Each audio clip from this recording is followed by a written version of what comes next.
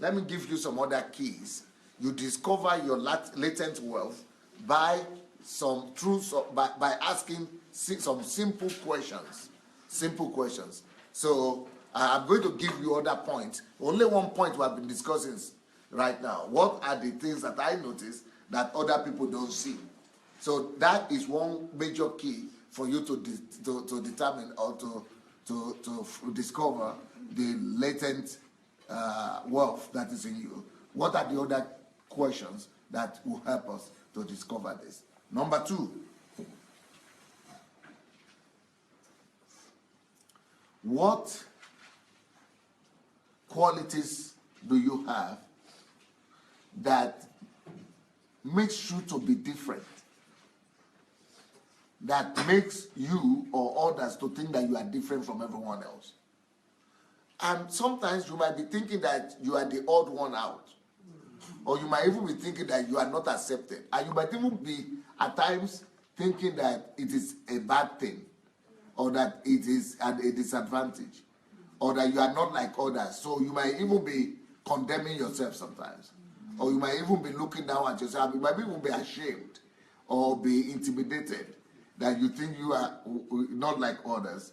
But that thing that makes you to be different, that particular quality is that actually that is where your wealth lies. So Jumai, you want to be the first one to come up? Anybody to confirm that, please come. And because I was looking at her response and I was seeing the wait, come by anybody who wants to talk about it.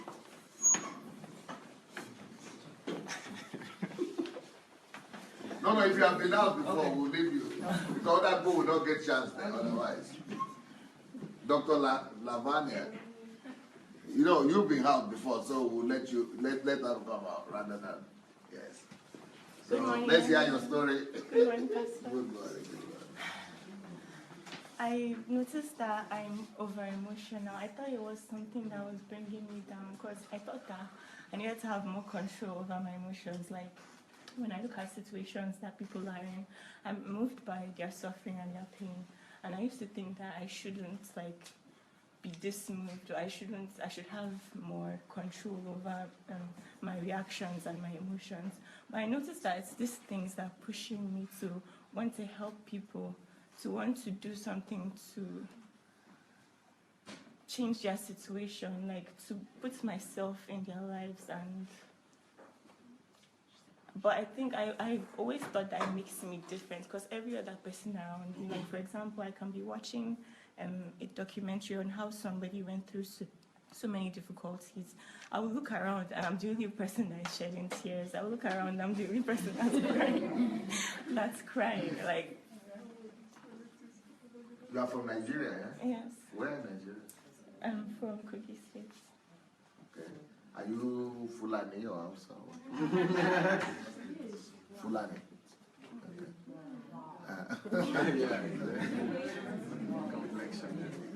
So, do you speak Yoruba as well? I understand Yoruba. I live in Lagos. Okay, but you speak Kaba? No? Mm-hmm. You live in Lagos? I live in Lagos. Okay, you what did you say? What language you just said now? Ibira. Yeah. Okay, so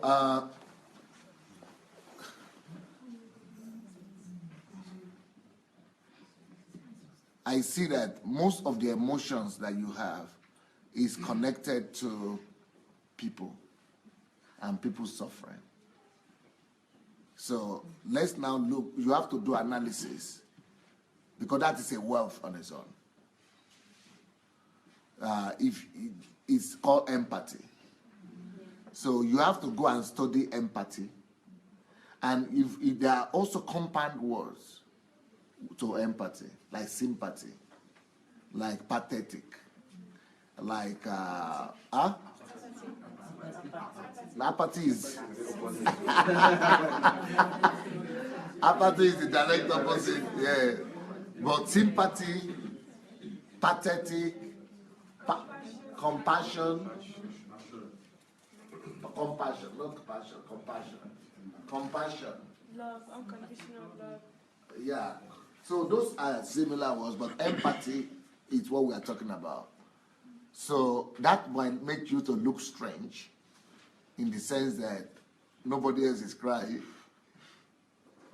But what you need to do with that is, first of all, you need to give purpose to your emotions. Emotions must be directed.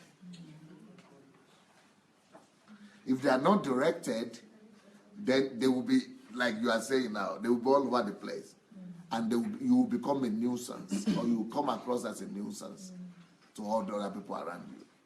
And everybody will just be pushing you down, talking you down, and saying, why we are so doing serious thing here and you are crying.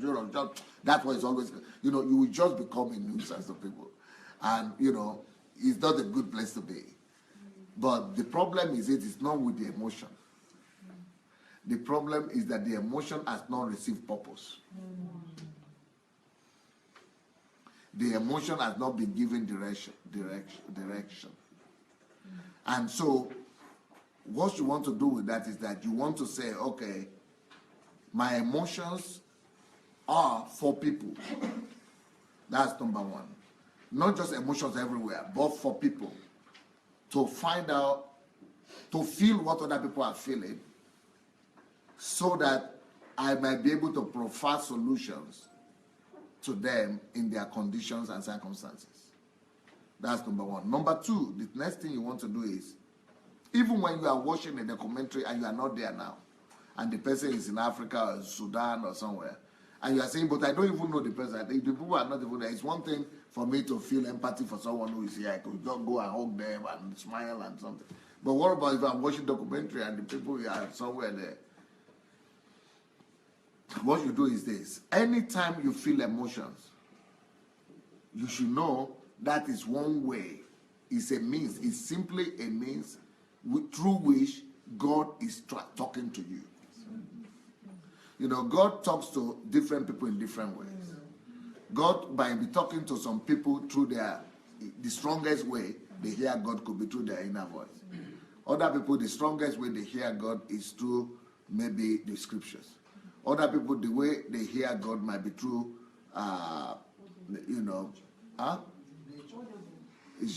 audible voice, nature, or examples, or Bible reading, or anything like that.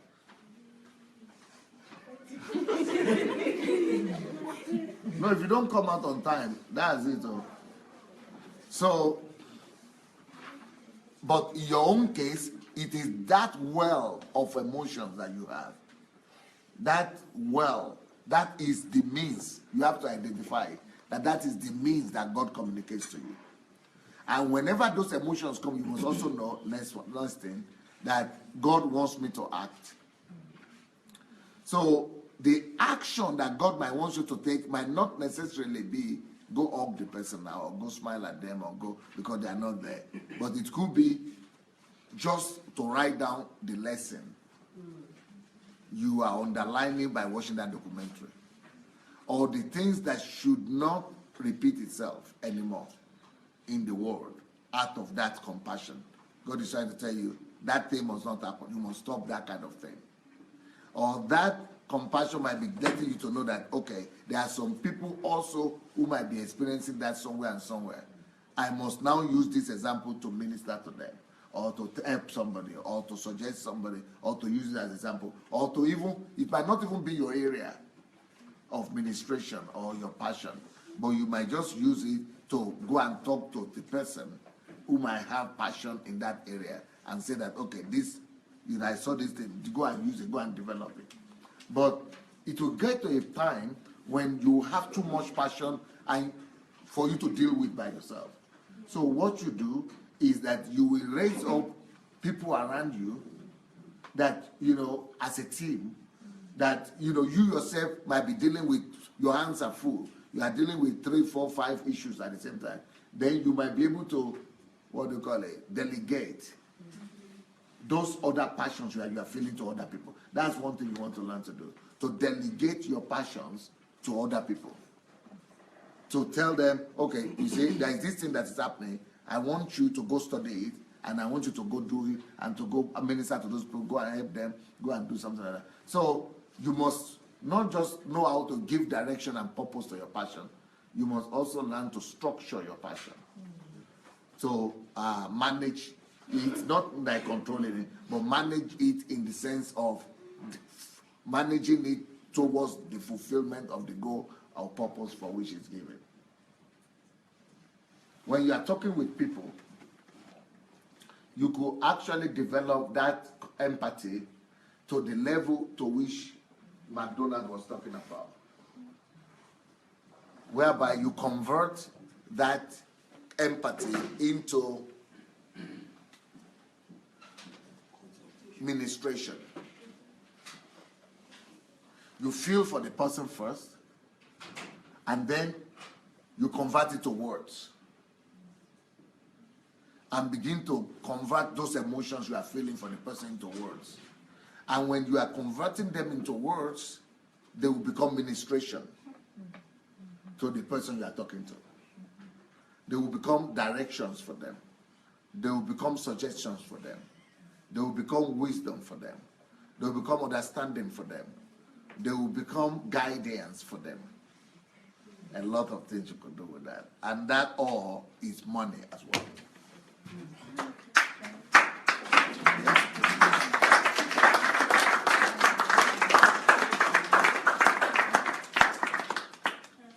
Yesterday when you taught us that our wealth was inside us, and like it didn't matter if you have money, like as far as you can use what's inside you, like you are wealthy already.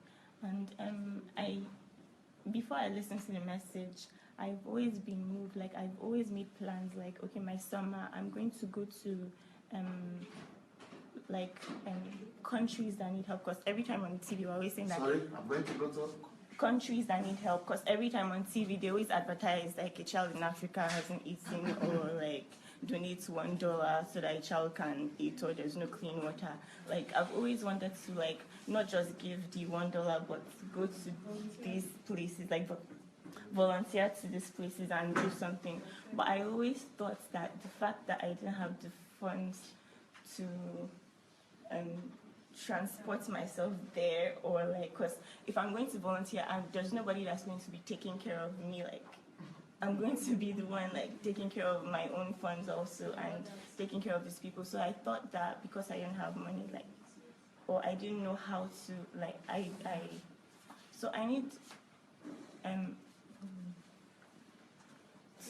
need ways that I can, without traveling to these places, I can start to raise money. Not raise money, like reach out already, like without going to actually help the third world and the children that don't have food, or use That's my similar medicine. to what, not melody, I call that melody all the time. Memory. That's similar to what memory does. She raises funds and connects. So what my children do this thing you are doing, what you are talking about, like for example, my children are providing water and building wells in different countries, Latin America, India, and Africa. And how do they do it? They just read it in those things like you are reading now. So they themselves, I gave them the assignment. So they went to the internet and said, providing water, drinking water to. So they discovered, they themselves came to me with it, I didn't know, in the internet themselves. Just by doing research, they discovered that there is an organization in the world already that is their own duty is just to do wells and provide water. And for you, they will tell you the village, or to take care of children, orphans and things like that, without going there. So they are here going to school, and they are having those wells, and so they will tell you this amount of money will provide for 600 people forever. This one will do it for 100 people, this one with 200 people. And so what they did is that they started doing, I think one of them was doing cookies. So when people come to my house, they will go and tell them that these my cookies that I did, I want to raise money for this thing. And people are buying the cookies, they don't sell anything, they're supposed to be for free. Or maybe, 10 cents or something. But people will give $10 or $5 or $100 for the cookie. And that's how they raise the money. Another person was drawing maybe Pearl was drawing, and this Zoe was drawing. Okay, they sold their drawings. So people who would visit my house, you just go and talk to them that we are raising money for this thing. This I used to buy my drawing. Then another person went and gave all our gifts, the toys, empty all the toys, and went to sell the toys for the children. And that's how they raise. So we could always, that's what they are doing. So while they are here still growing up, they are providing for the needs of the world. First of all, Pastor Saleh has taught us that you are the solution to the problem you have seen. You are the solution to that problem that you have seen. So, like you said, you might be like 200 people like in a room, and you are the only person shedding tears after watching something. It's not by chance. Like Pastor said, God is talking to you. That is your passion, and that is your mission. So, you have to convert it now. But don't feel that, oh, you are the odd one out. How come? Don't feel strange. Why am I the only one crying? I mean, no. That brother makes you special. So what you need to do now is to convert this your passion, this your mission that God has given you. Since you're in Ukraine, it doesn't matter. Don't think you cannot help. Like Pastor said, you cannot help from here. There are NGOs even around. You can join even one as a volunteer. You might not need to travel to Africa. You can do it here. There are also people around you that have needs, Ukrainians as well. So you can also start impacting on your environment at the same time. What Pastor mentioned about his kids, I will also carry on, give you another example. I have an NGO. This is the same thing we do. We raise funds with the help of people like Sister Memory. We sell, other children come to paint. We sell their drawings. We have fundraisers every year, for example. So we get all this money. Last year we helped Ukrainian displaced citizens from Donbas regions.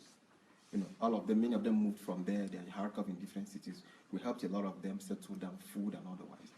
This year we provided education for 50 children in DR Congo, orphans. So we are here in Ukraine. I have not been to DR Congo. I have not been to Donbas. I was there before. But you can connect from here where you are. Look around. Like Pastor said, you can join the internet, find these organizations, meet people like Sister Memory. You can get some kind of funds which you can channel over there. So next time when you are watching those documentaries, you won't just be crying, you'll be smiling because you're already doing something in the process.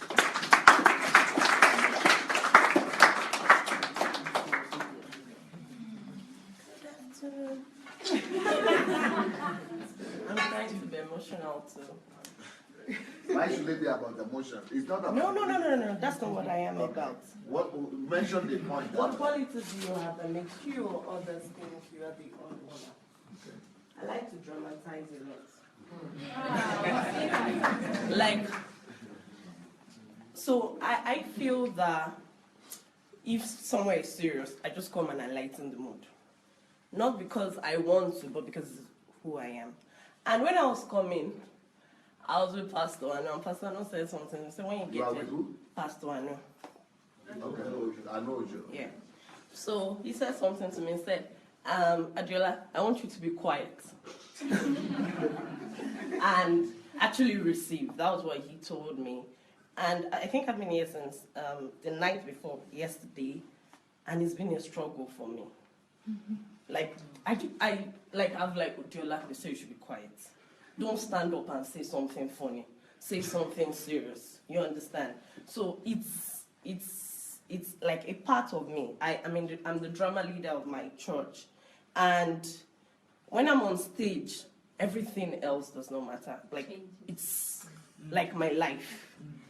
And another thing that is very odd about me is that I can give money to a fault. And I sit down and say, Adelaja, you are stupid. Some people, the money you will give, they'll use it for business. Me, I'll give or borrow, and you take them a week that they promise to turn to 2 years. So I think, and I don't learn a lesson. That's the problem. When you come again tomorrow, I'll give. And so I think that's another one. And I want to ask, I started a foundation to help the needy. I say here in Ukraine, Footstool of Hope. And I wanted to ask, how is it possible that I can foot this foundation, help this foundation with my gifts? You understand? Because definitely a foundation needs money. And I started solely by my money and some help, and it's been difficult because I don't have a source of income to fuel the foundation. So these are like the things that I have going in my life right now. I am very dramatic. So I don't know, should I try to stop because life is getting too serious? Should I turn being dramatic into serious? I don't know. That's what is odd about me, really quite odd. Odd. That is like this. That is like the story. That is like the story of Fela Anikulapo Kuti. He was sent to England to study, I think, medicine or so. And then,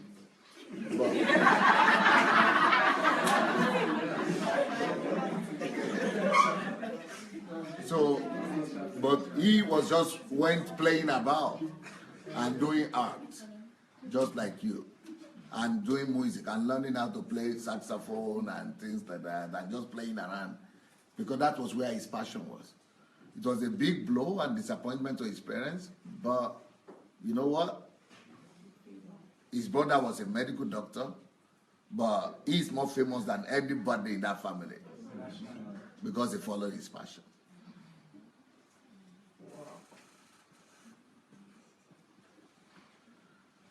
But following your passion doesn't mean only educationally. Following your passion means to get and give your passion expression every possible way, in using every possible opportunity. Make sure that every day you touch your passion. Make sure that you use your passion on a daily basis. So even though they have told you to be quiet, that doesn't mean that you have to be quiet 24 hours. So in 24 hours, find at least 5 minutes or 10 minutes or 1 hour to express your passion or to touch your dream. So even though you've been quiet for 20 hours, but you can be yourself for another hour or something. So what I'm saying is that you must give expression to your own gift, and that is how you make money too. By acting, and just the desire to act by itself gives you a platform. But the problem with our Nigerian people now is that everything starts and stops in the church. I don't see why you should be doing theater in the church. To people who you already know, why is it just to do something for doing sake? If I were you, I would find a way to, if a black man would go and do theater to Russians, you know the way they will come out. Right.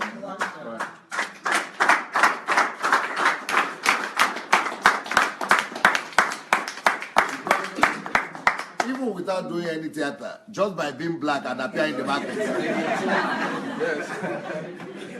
It's as if they walk up naked for market. They will come out to see you. But then when you are acting, you could gather the whole city, and they will be paying for it. So that is one thing. Then you mentioned another something that you give to a firm. But for you to give, you have to make the money first. So, and that is the way you could make the money, by giving expression to your acting career. Find people and find a way. Go to the internet. How can I sell acting, theater? How can just go and study? How can I express? How can I do my first paid theater? How can I gather crowd? How can I, all the information are out there. Go and find, just go Google it. You'll find all the answers there. And then find people. Some people might be good in organizing. Some people might be good in helping you to do posters, announcements. And some people might know Russian or Ukrainian language to translate it. And, that's how it begins right there. And, it might not be successful from the very first day, but if you don't stop, that's it. Now, giving, you say you can give to a firm. Giving doesn't have to be just money giving. For theater also is a form of giving. You are giving of yourself. You are giving of your talent. You are giving of your passion. You are giving of your emotion. So, you know, even smiling is also giving. Even touching is giving. So if you will see giving not just as limited to money, you don't, the pressure will not just be on the money side. You can also be expressing that same giving with other things, not necessarily depending on money to give.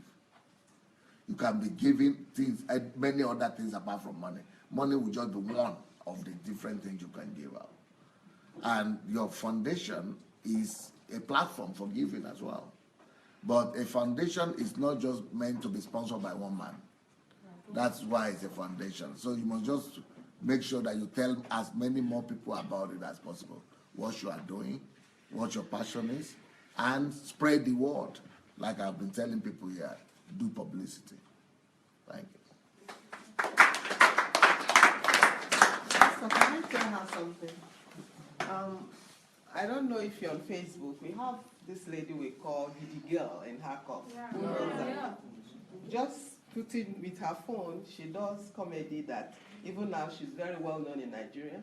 We have the other one, Dr. Chris, that is all over the world. They invite him everywhere. So you can start by those short. And there are also medical students. Yeah, they're still in school. Thank you. So, good morning, everyone. This second point, what qualities do you have that makes you or others think that you're the odd one out? I think I can relate very well. You are the only Indian among Africans. Yes, you know.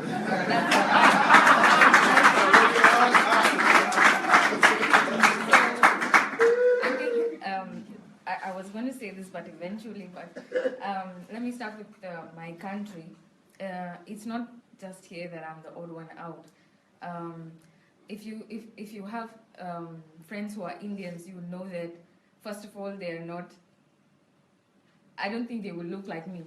You understand what I'm saying? You are darker. I'm darker. I'm lighter.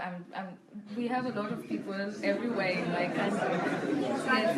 So yeah, I want to say that people back home, if you see them, 85% of them, they're very petite, like the way Juma Smallish. is. Yeah. Maybe in this couch, 3 of them can sit down. You know. For me, you understand. So starting with that, I used to think that, you know, it's so difficult to go back home. People used to think that it's because they don't eat meat or something. It's just like that. So in my own country, I'm a mixed breed in my own country because my father's from somewhere, my mom's from somewhere, and when that happens, you have the height or the weight or, you know, whatever you want to call it, but I used to feel like I'm this odd one out. Then I came to Ukraine and everything, and then I see people who are like, you know, taller than me and, you know, healthier than me, and then I started feeling comfortable. But then even in that situation, like you mentioned, I'm the only Indian over here, you know, and I'm still trying to fit in. But this summer, it taught me one thing. I went for these camps with the missionary hospital, and the main goal of them is to get HIV patients, like prostitutes, because there's apparently a temple that I didn't know about that they dedicate one of their children to that temple, and then long story. But anyway, they are prostitutes and they are HIV positive and whatever. And then I'm seeing them, we're in the van. First of all, I did not know that they're HIV positive, but like it makes any difference to me. I'm a doctor and I don't have that stigma that, okay, you're sitting next to me and something's going to happen to me, you know. And we were at the van and everything, and I'm still feeling uncomfortable because everyone's so small and the car is maybe an 8-seater and I'm sitting in front and the rest of them are like 14 of them at the back. You know, and I'm feeling uncomfortable. And when I finally went to the camp, that feeling of being odd it just disappeared because it I don't know, when you think you're odd and you can convert it into something, and then I felt more like a celebrity, because no, honestly, because I'm there on the chair and people are there coming to me. Everyone's, when you go to your villages, I don't know how it is. If you go to the villages back home, you have even more smallish people than in the city. So I'm like a giant over there, I'm just there sitting on a seat with my apron, checking patients, what. And then, when we say that money or wealth can make you comfortable, I didn't have anything with me, but I was in the village in my country. I was given a room with a bathroom, to go and use whenever I want to. And it was exclusively for me because they thought that, okay, this person has come from the abroad, and she look at the way she looks like, or what, and I like making people comfortable. I love making people feel comfortable. Yeah. So we started this women empowerment thing that is still going on back home. What we did is I went there a couple of times, and that's why this happened. It's not like it happened in a day.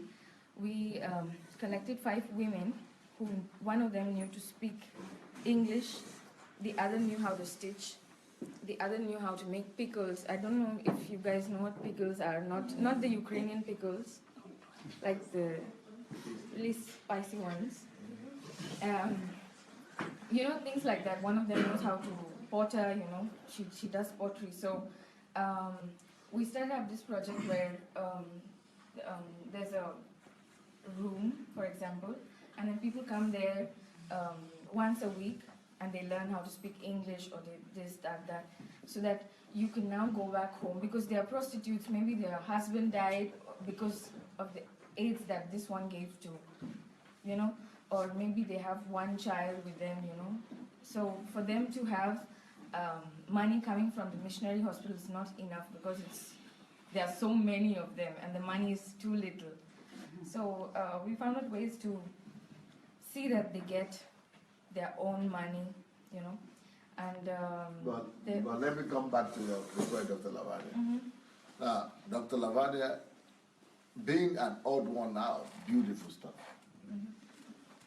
Yes, that's what I So I want to help you to know how to convert it into your riches. So about 30 to 40% of our world have a chronic problem of feeling that they are odd ones out. But up to 80% of our world feel that they are odd ones out, one time or the other, or in one place or the other. 80% of people. If I were you, I would consider creating a platform to tell people, do you feel yourself as an odd one out? Yes. Do you feel? Yes. Create a platform for that. So let people know that, are you the one strange? Are you black when everybody is white? Are you white when everybody is black? Are you short? Yeah, or brown? Are you short when everybody is tall? Are you too short? Are you too tall? Are you too big? Are you too small? Are you, all kind of options. And let's talk. You could gather, you could do individual consultations. You could also do public discussions. You could also do third kind of seminars and talks. You could also do being a physician also. You could also say, as a physician, I can also give consultation in that area.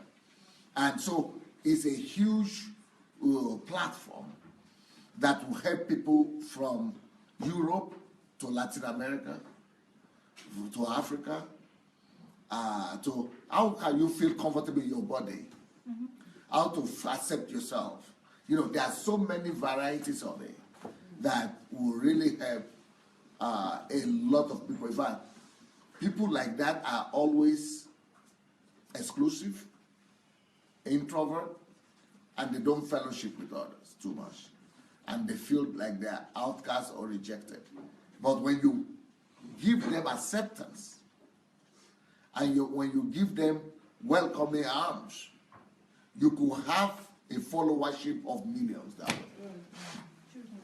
Thank you.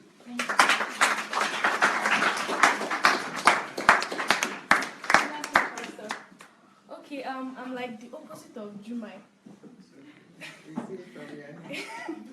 Okay, so in every situation, instead of me to be emotional or crying, I'm always angered. Like, there was a situation that happened in Nigeria where they killed, is it a 7-year-old boy because he stole something from the market? And people were crying. I was like, what's the meaning of this? I always try to look for solutions in those situations. I always have like a different perspective to things. I like have people, my friends call me aliens because like, how can you not have any emotion? Like, seriously. I'm like, it's not as if I don't have emotions, but I've put them in another direction. Instead of me to be crying, I'm always angered by those things, and I try to like look for solutions there, and I don't just do. That's just it for me. Instead of being all sad and emotional, I like, it's a waste of time for me to be down. I'm always like having a positive mentality, trying to look for solutions, like how can this problem be solved, instead of saying, this is sad, or hey, Jesus, hey, yeah, stuff like that. Just. Can you please take that book?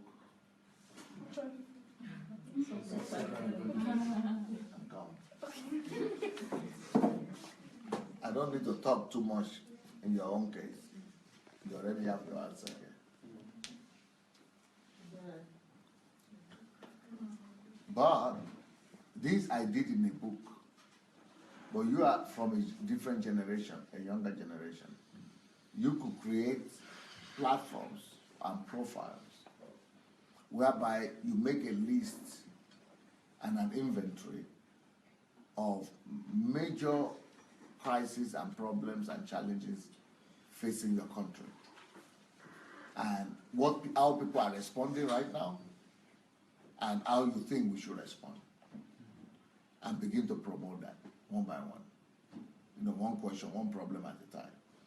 And also, if you read this book, you will get more direction and fire in that sense.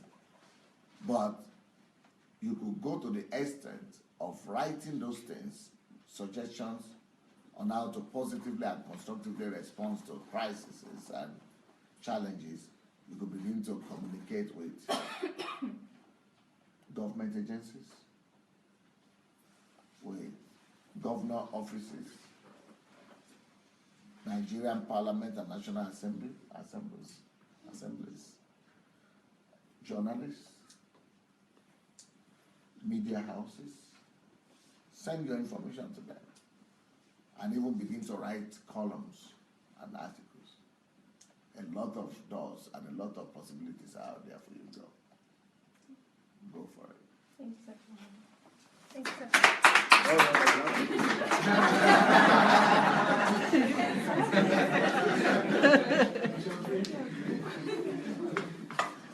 So, who is there? Next point, I have to give you next point.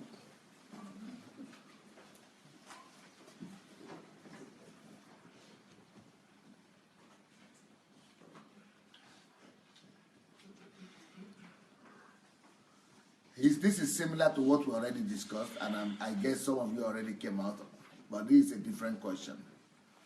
What are things that you do differently? Not how what the lady spoke about now, but do. What are the things that you do differently or strangely? What are the things what are the aspects or areas where you act strange? Do things opposite of how all other people do their own thing. Some of you already came out, but if there's anybody who wants to particularly express this, please let's come out, let's see.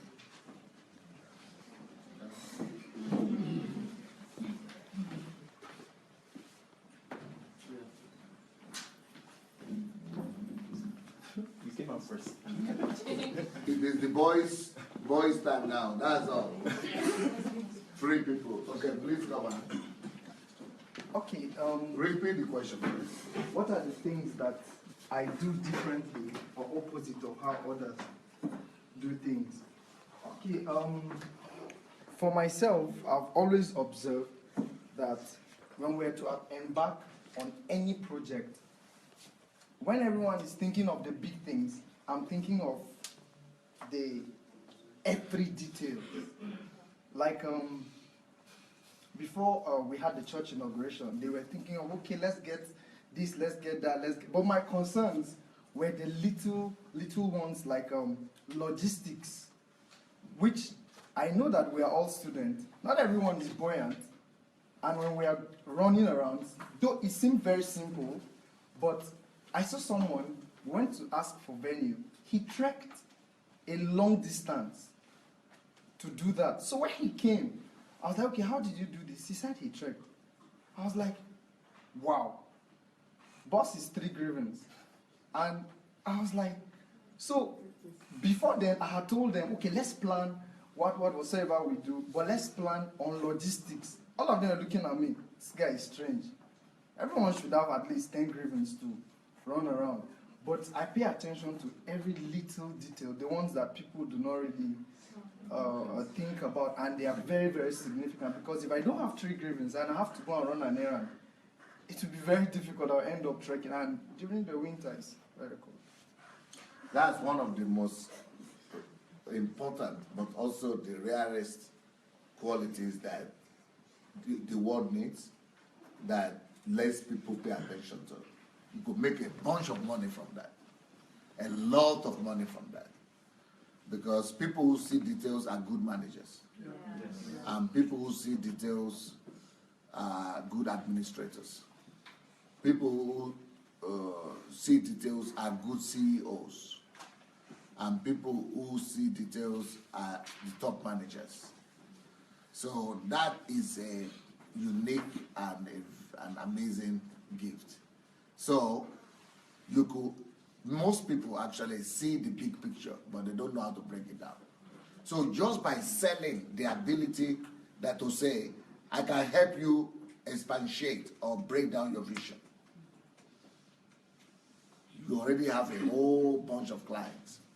Or I can help you build processes on the way to your dream. That is because people who see details are people of processes and procedures. You can learn to begin to develop processes and procedures. You could also learn to give people consultations. What are the things you are not saying? I see details. So all those kind of things, you could be charging them, because more businesses need this all the time. Government structures need this. Even people, everybody needs this service. But because one day, just to tell you how important details are, one day I did my solitude with God, alone with God. And I came back after solitude. In that solitude, God didn't show me anything much. But after I came back from solitude, I was preparing for some programs in the church. But I was just sleeping this day. And in the night, I was sleeping deep asleep, 4 o'clock in the morning. A voice just came out. When it comes to success on earth, to ruling and reigning on earth, it is 98% details and 2% wisdom.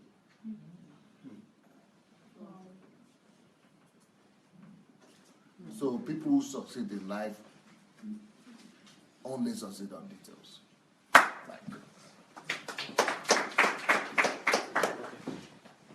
Thank you very much for this opportunity once again. I want to start by this question. It says, what are the things you do differently or opposite of how others do things? This is what makes me different. Now, so the rate limiting step between converting principles to methods is what you include to make your method different. I want to link this question to the first question, sir. To every professor listening, to every academician listening. Sir, there is nothing in our curriculum that tells us how to study. Yeah.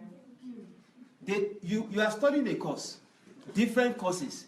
So there is nothing in the curriculum. I've spent 12 years in the university, 6 in Nigeria to get a vet medical degree, and then 6 in Ukraine to get a human medical degree. In these 2 degrees, nothing in the curriculum tells us how to study. We offer some general courses, they call them GENS courses, in the first year. So there's nothing like how to study. So I discovered this principle myself, that you can study effectively, because every student here has this question in their mind. You have a big textbook of anatomy. How can I chunk this thing into my head and pass an exam at once? How is it possible? The professor never tells us that. But they want you to pass an exam. So I discovered this principle using 2 methods. The principle of timing, the 168-hour principle, and this principle of dosing your session. Your session is divided into 2 semesters, right? This is the dose that the academic curriculum prescribed. Now, I subdose it. Because you must understand that a plane cannot fly for 24 hours without refueling. True or false? The reason why your academic zeal diminishes before the session ends is that the strength with which you started, you want to fly on the same strength. It's not possible. It's not possible. So this is what makes me different. In my class, I establish the difference. Even when a teacher will tell you sometimes that you don't need to study too much, or sometimes you may be free, or they may make it open so that you don't need to come to class, I tell them we must go. If they are trying to postpone exams unnecessarily, I say no, the exam must what? Must hold. If some people are trying to advocate for late coming, there is this principle that they will say everybody should wait because we are late, so we all enter together, we will not get absence. What are you promoting? Get the absence and learn the lesson. Next time you won't come late. No. So I am an advocate for there was a time I did a research in Crimea why students cheat in exam, because I became so obsessed with it. Why must we use smartphone is not making, it should make us smarter. It's a gift from God, sir. But smartphone is making us lazy. It's making us, let me use the word, smartly stupid.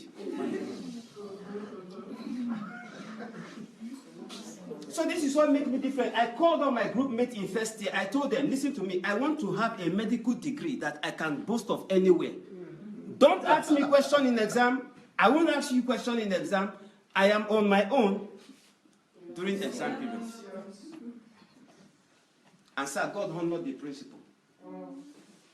Beautiful. What I think is that also points out a gift in you. And the gift is the ability to see loopholes. And that is the secret of great inventors and scientists.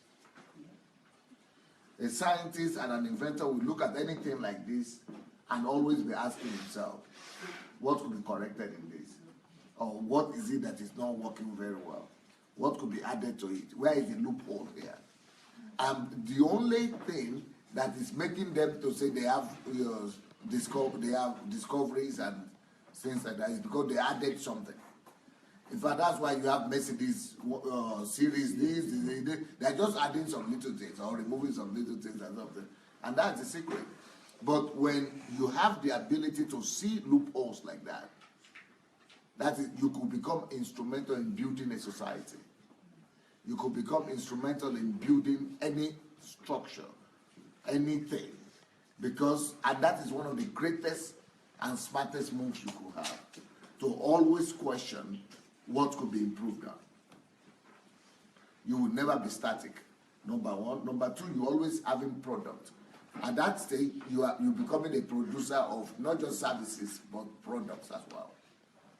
And those are the ideas that will give birth to new products, improved products, upgraded products, and even start your own new course. Like, for example, you could write a book now on how to start those, to start. I already. Oh, that's what you did by wife. Yes, sir. Oh, what beautiful. regarding your Africa project, yes. if there's any area we want to come in, it's in the education sector. Beautiful. In the sense that they should include in the curriculum, in the first year, how to study in general and specific to the course you are studying.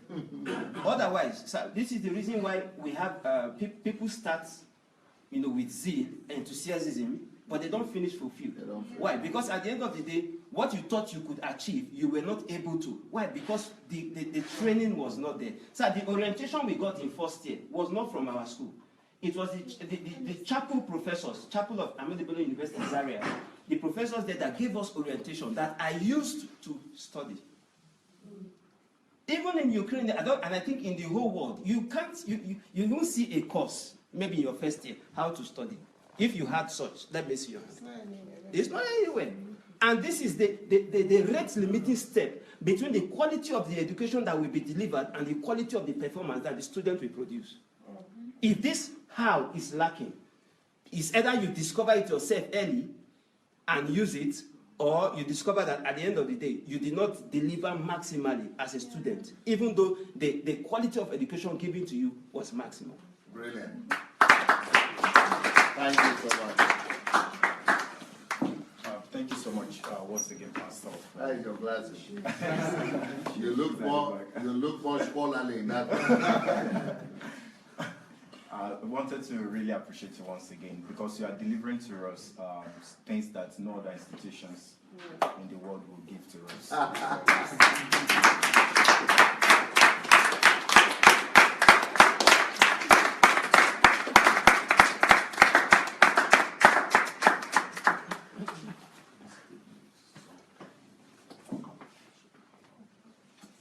All right, sir. So concerning, again, I really appreciate you for building me, for working on me very so hard. 2 years now, more than, I think, a bit more than 2 years now. It's the differences can't just be comparable. And I really say to God again and again that I'm going to make you proud, by the grace of God. For me, the difference is that I notice I'm a creative thinker. I believe that if something is done the same way twice, then it's unnecessary. It's boring. So I easily get bored by monotonous things, something happening again and again. And that's why I'm constantly always looking for a different way to, what is it that can come in and do it differently. That's the first thing for me. And the second difference I noticed about myself is the fact that I love to put myself behind for other people to shine. It's just something that's very natural with me. I love leadership. I love basically like being a platform that others can lead from. So I don't know. Okay. The first one is creative thinking, and the second one is stepping back to let others go forward. There is a scripture in Ecclesiastes by Solomon,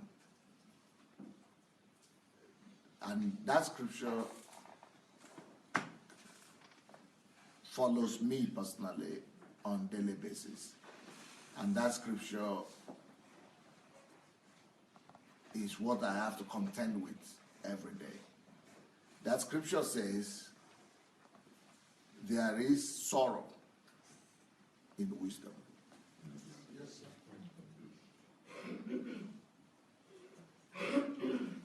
And the reason for sorrow of wisdom or in wisdom is that when you know so much or too much,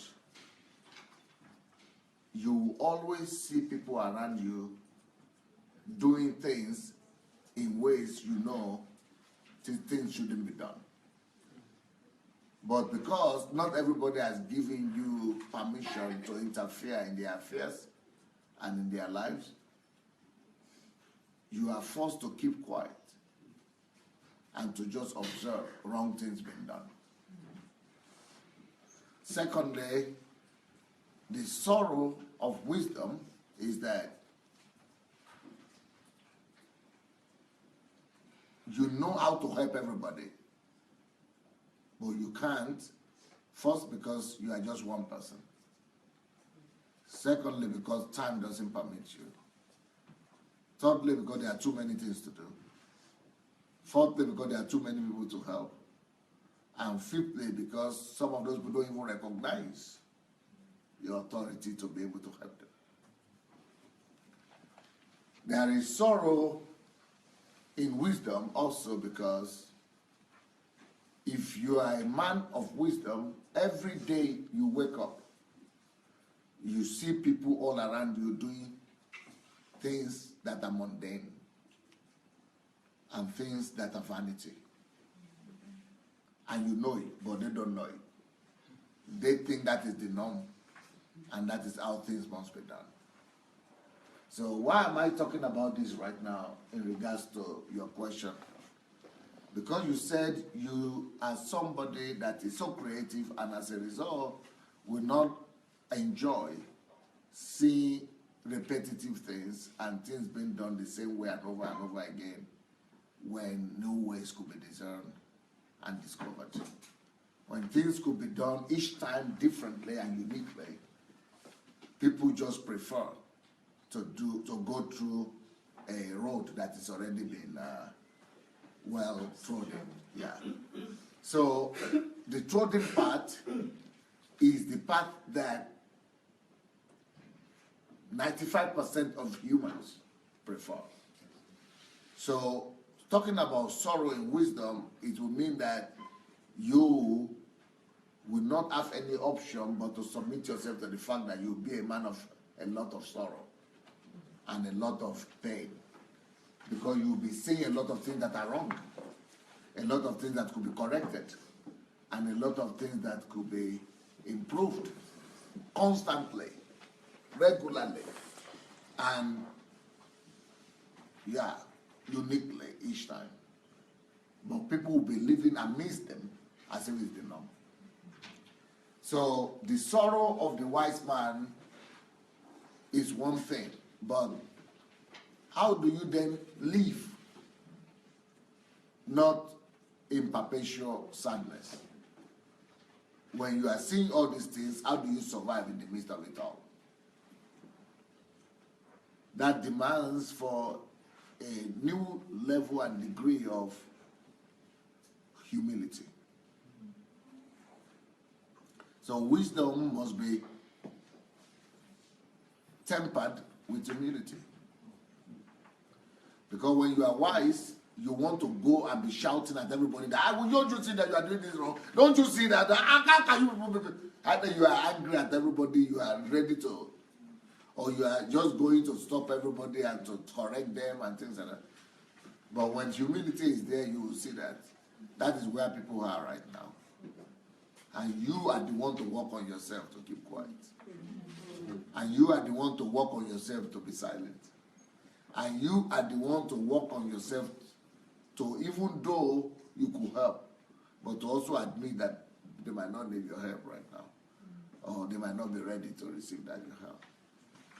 So humility is just to manage your inner world. The next thing that you need to do, if you are such a person that is always saying things that are wrong that need to be improved, is, which in your case is good, because you are introvert, which is a mercy of God. Because when people of wisdom are introverts, they cope better. But when people of wisdom are extroverts, they suffer more. So what they should do, people of wisdom that are extrovert, they must learn the art of being introvert. So much that when you see all the things that are happening around you, as a man of wisdom that is extrovert, you must also learn to temper your feelings, your emotions, and your skills and knowledge and wisdom and will. You must learn to temper those things, control them, put them under subjection, go back into yourself to find another way of expression without being reactional. So what is that other way of expression that you have to find? You have to go into your closet and develop your own system of providing answers and solutions to the things that you are seeing and to the new ideas that you are receiving, but in paper, rather than to the outside world. So a man of wisdom, almost all men of wisdom have learned to write as a result of that.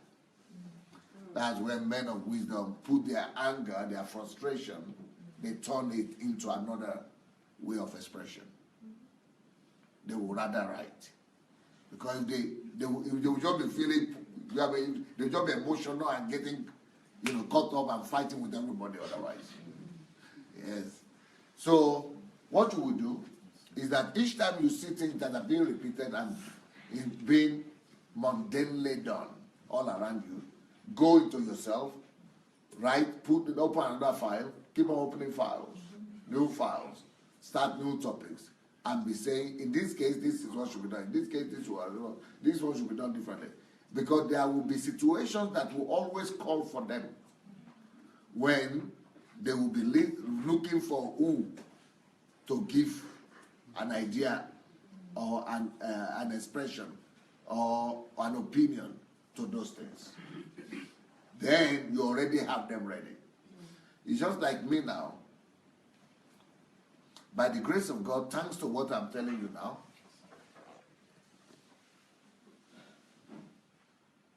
I can easily say with all humility that I might not open a book again for the rest of my life. Neither could the same thing with the Bible. I might not open the Bible for the rest of my life till I die. But I will still be preaching like 5 hours, like today now, I'll be preaching for 4 hours. For the rest, I could be preaching 4 or 5 hours for the rest of my life every day. That's for the next 40 years. 30 or 40 years.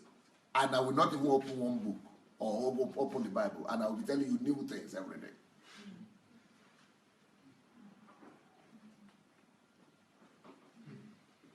Without repeating the topic. Why that? Because that is because I've converted my sorrow into productivity in another area.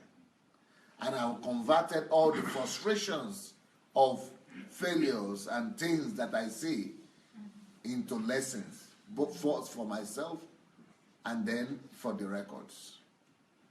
So now I have over 5,000 messages that I've never preached before that are waiting there.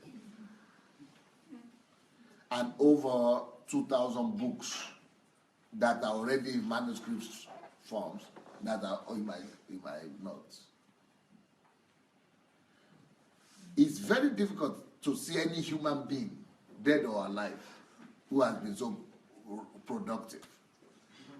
But that is true conversion of your feelings, your emotions, your complications, your challenges, and turning them into wisdom.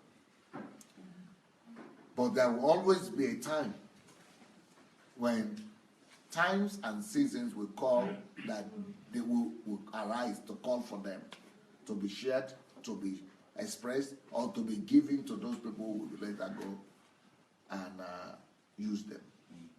And that's a good thing that you are doing, that you always write. Write, share what you are writing. Write, publish what you are writing. Write. That is the answer to the first question. Yeah, go ahead.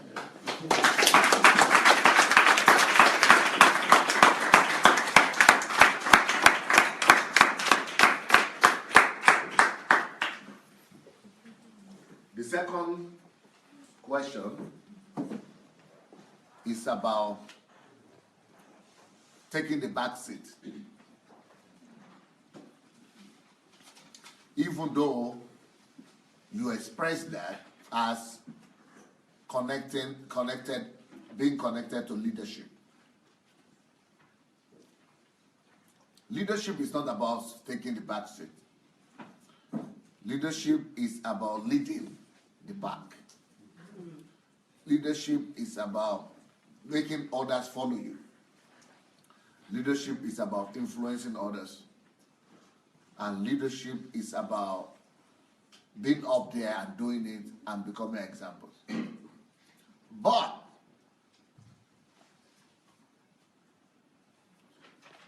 if a leader has the skill or the grace to sit back or take the back seat or step back and learn to be second, it is a priceless gift. Then that kind of leader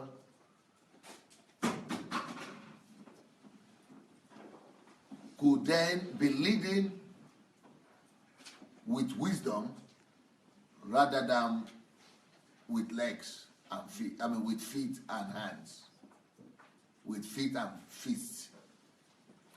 Rather than leading by running, helter-skelter, he could be leading by sitting and giving direction. That kind of leader will be leading instead of by running errands. He could be by himself running errands. He could be leading by teaching others to run errands. But he will still fail to a large extent because the most effective leaders have to lead by examples. And to lead by example, you need to do it first before you sit back. So the combination of that is what you need.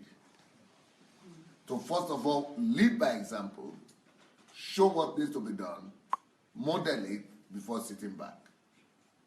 When you find that balance, you'll be a priceless leader of men. Thank you.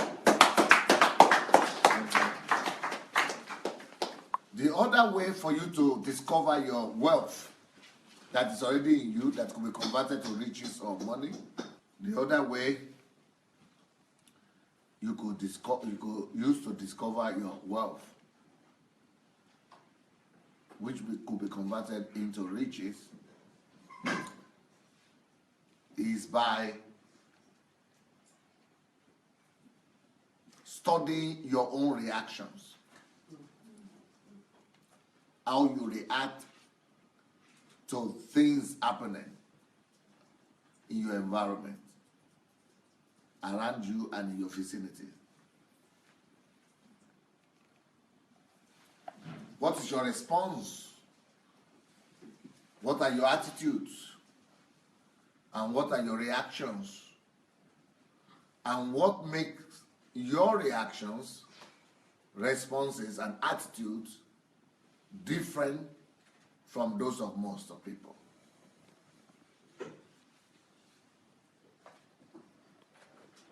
That difference could be the wealth that you need to explore. So is there anybody who wants to talk about reactions, responses, attitude? Yes, please. Come out. Please, please. 2-3 people maximum.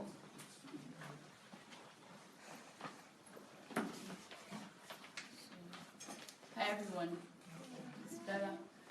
So one thing I realized about my reactions to a lot of things is basically, okay, let me start by saying, if I get committed to something, or if I decide to do something on my own, then I am 100% in. Like, if I discover something today and I realize that, oh, this is something that is worth doing, or this is something that is worth following, then it annoys me when I see people that have been there, probably doing the same thing, maybe for like a while, that are not putting the same commitment into it. So one thing that I've realized is that my reaction to stuff like that is that I always want everybody to see things the way I do. And then, I don't know, it kind of bothers me when they don't. Like, you could discover gold, and a lot of people have had it. But this is literal gold, I'm not talking about physical gold. So you could discover something that a lot of people might have had, but they would not They might know it's good, they might know how important it is, but they just, it's just one of those things. So that really bothers me, I don't know. Well, that shouldn't bother you. That should give you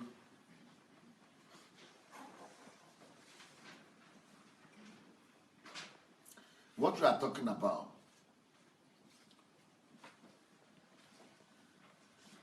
Is what I will call the description of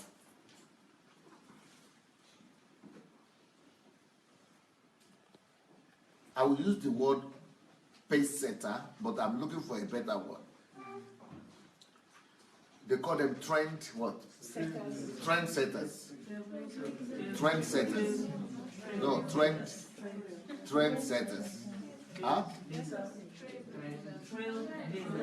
Trend setters. Trend setter. There's a word like that. Trend setter. Yes. So trailblazer is a little bit different, but I'm talking about trend setters.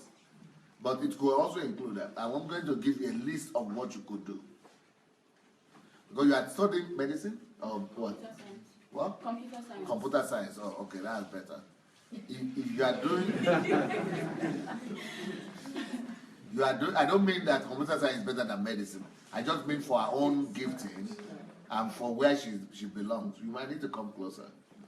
So I'm going to be telling you some things. You will need to go and listen to the video. You're tired, eh? No, it's okay. You will need to go and listen to the video because I'm going to be telling you unconventional stuff. Because the thing that you just described now, they are painting, giving me understanding of what you could do. There are a lot of wealth you just mentioned right now.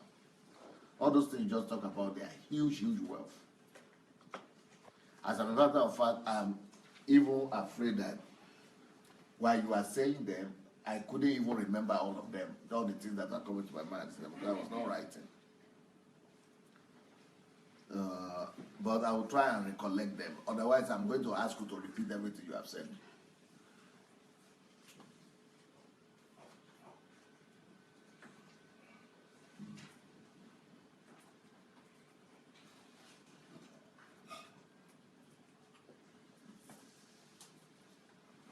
First of all, that thing you just described now is a description of a pace setter, a trend setter, right? A pioneer, a mobilizer, a leader.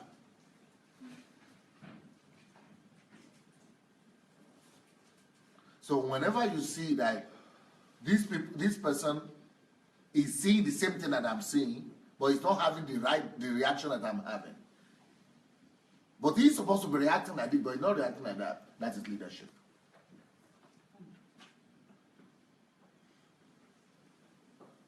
Anytime you see people not producing same reaction that you're supposed to, that they were supposed to produce, and you are seeing it and they're not saying it, God is telling you that way, that provide leadership.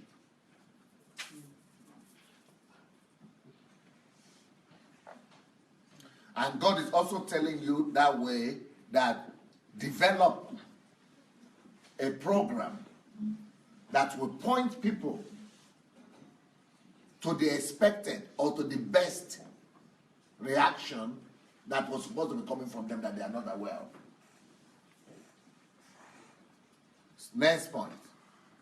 That also tells me that God is telling you that you should be a speaker, a leader, a teacher, a speaker, a motivational speaker. Because that means you should give training, teaching to people who are not responding the way they're supposed to respond. That also means that you should be a mobilizer. Because there will be more and more people that need that mobilization, that need to be mobilized to reason accordingly. But that also means that you will be charting a new path. you'll be charting a new, is it path they call it? A new path in life, a new course, a new path. So you should get used to that and embrace it. There is a lady in Nigeria, I don't know her very well, but I think they call her KG or Nkeji or yeah, Linda KG. That kind of person is what you are supposed to do. That is what you, that's the potential you have. I think that best expresses the gifts that you have. She's a multimillionaire. She's a multimillionaire. And the reason for it is because she recognized what you are now talking about as an advantage, as a wealth, rather than a problem. Congratulations. Thank you.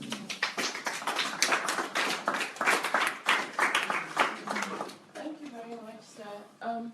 I found Maybe she's not a believer, so I'm not sure she's using her own the kingdom way, right?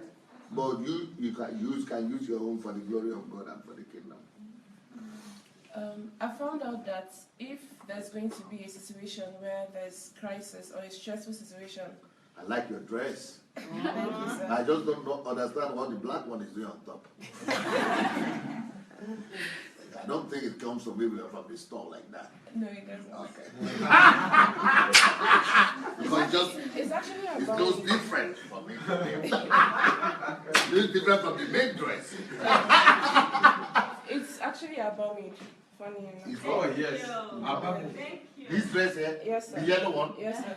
Oh, yes. Have you watched it before? Yes, sir.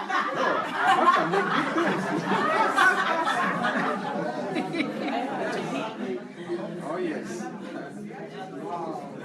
If that thing is about me, Yes, sir. Yes, it is. my mouth is watering. And what that means is that can we do import-export to Europe? Huh? Yes. I think there are enough markets in Ukraine. He that has here, let them hear.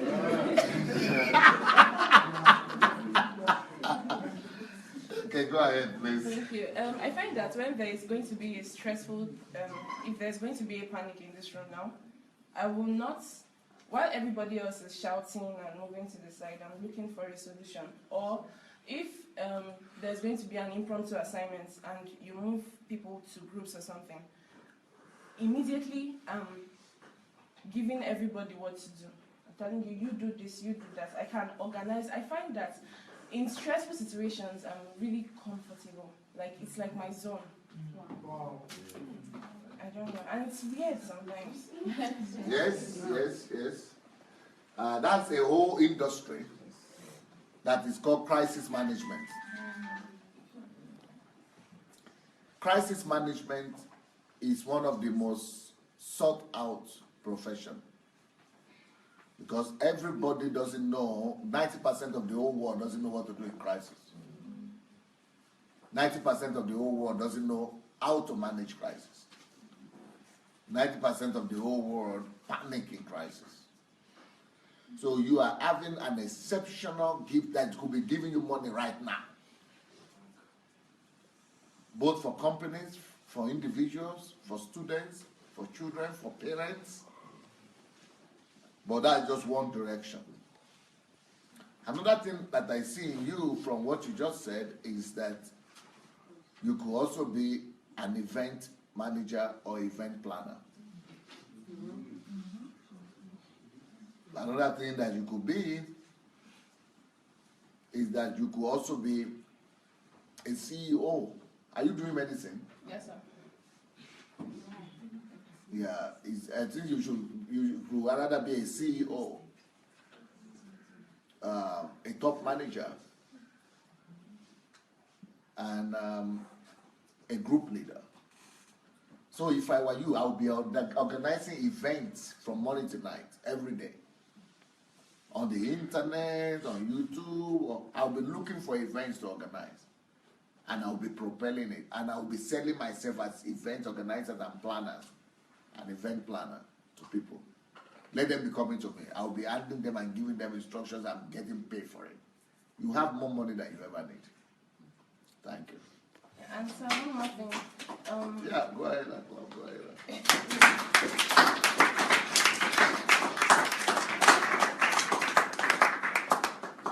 I don't know if this is a blessing or not, but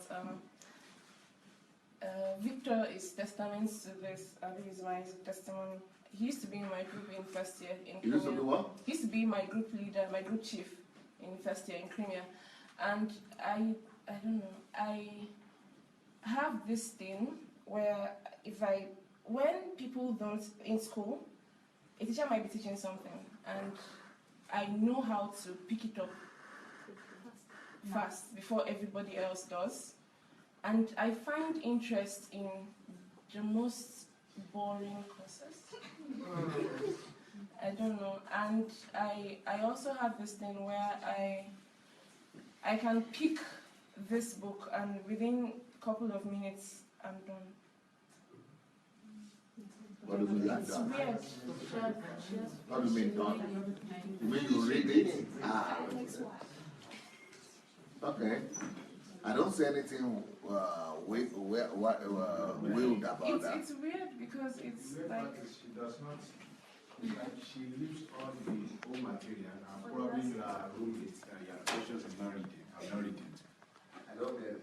Like, she can accumulate all the work and finish like a whole semester work in just one day. What an average person may need probably 2 weeks to do. Is that what you said first? I'm talking about roommates. Yeah, I'm like probably you are a roommate and you are like Precious is not reading, we'll read together. You are like. You still didn't get it. Yeah. All right, I'm trying to say that she somehow deceives the roommates. Like the roommate will be waiting that they will read together, but she finishes her own in a day. And roommate, yeah, but it's not intentional. The roommate will not catch up later and say her exam, right?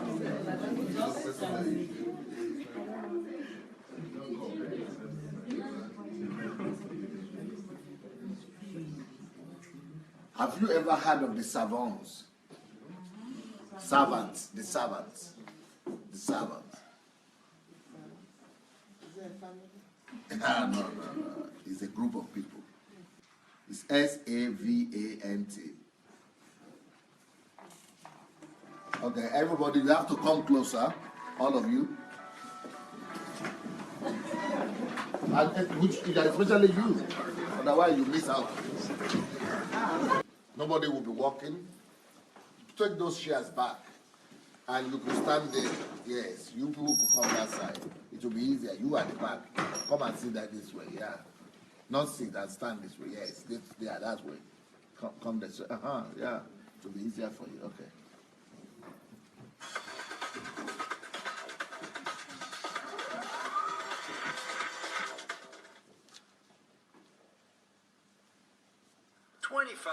Jedediah Buxton. Jedediah was a mythical monster, born in Derbyshire, England. He was never properly educated, but boy could he count. It has been reported that he once measured the entire lordship of Eltman simply by walking across the ground. And not only did he give the measurement in acres, he also gave it in square inches. 24. Orlando Cerro, a very rare example of an acquired savant. Orlando began to exhibit his skills after being hit by a baseball at the age of 10. He soon came to realize that he could perform very complicated calendar calculations and has been able to remember the weather every single day since the accident. 23.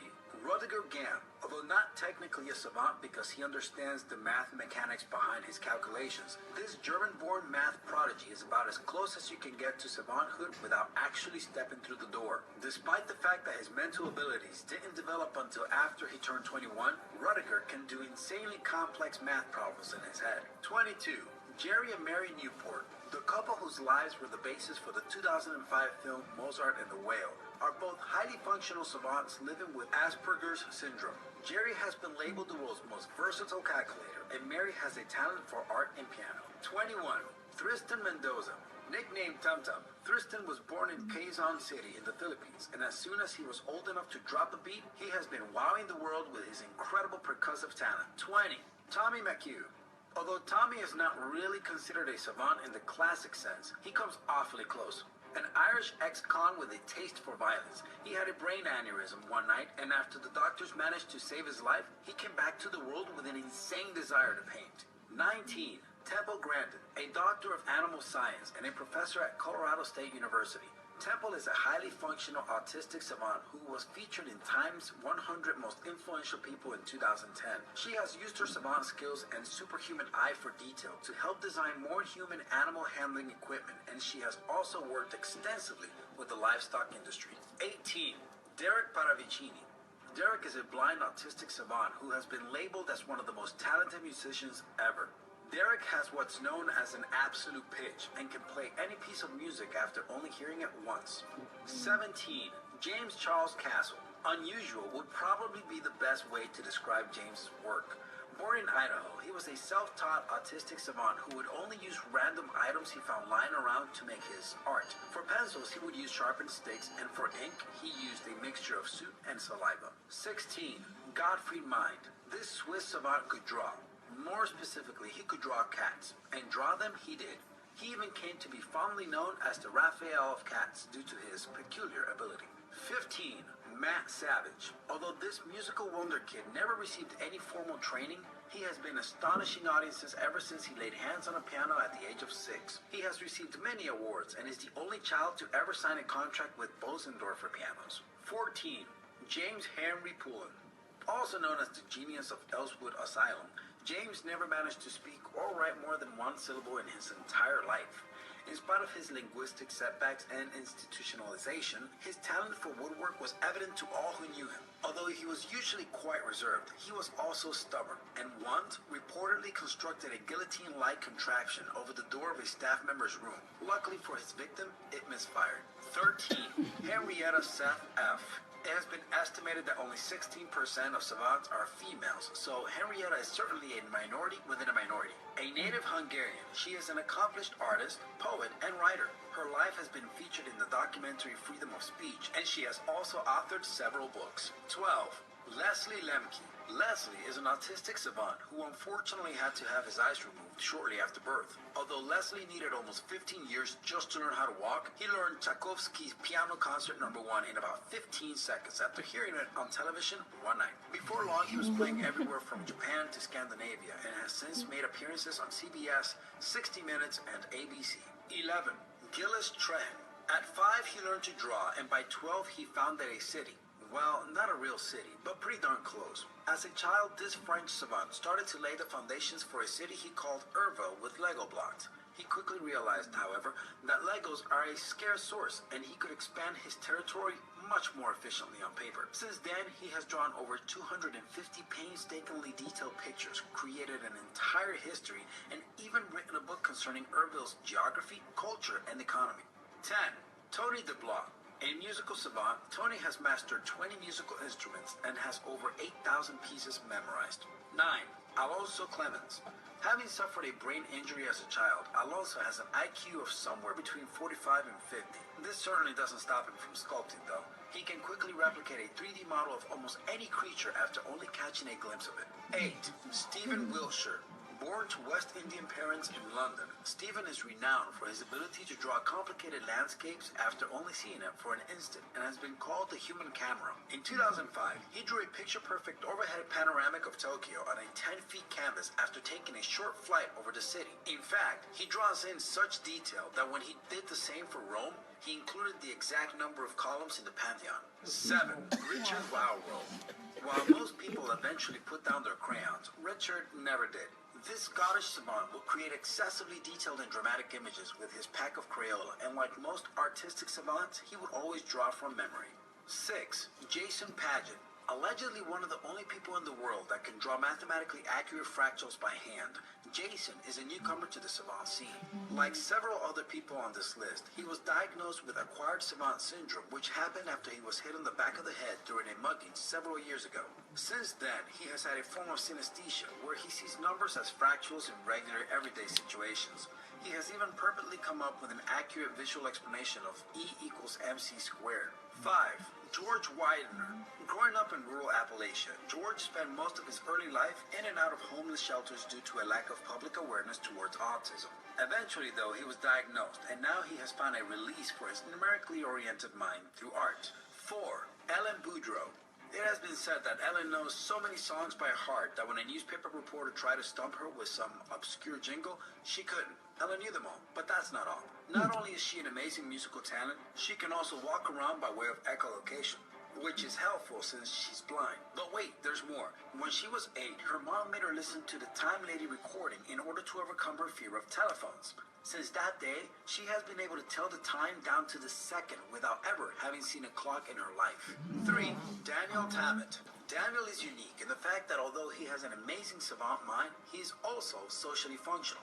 Besides Icelandic, he speaks 10 languages, including one that he made up himself. His real talent, however, is numbers. He holds the European record for reciting pi up to 22,514 digits. Because he is a functional savant, he can also introspect on his abilities, having explained that he sees numbers and calculations in his head as landscapes full of shapes and colors. 2. Kim Peek. Known as Mega Savant, Kim was the true story behind the 1988 film Rain Man. His brain was capable of remembering almost anything it ever processed. As a child, he would read books, memorize them, and then turn them upside down on his bookshelf to show he was done. It has been estimated that he could recall the complete contents of about 12,000 books from memory. And 1. You. One of the biggest debates going on in the field of savant research today is whether or not it is possible to get the brain of normal people like you and I to function like those of Kim Peek and Daniel Tammet. Although it is unlikely that people will be filing prescriptions for brain expansion medications anytime soon, research into the minds of these savants certainly has provided some insights into how our brains work. And who knows, maybe one day we'll be able to recite 20,000 digits of pi. Liking our list, you should subscribe to the button.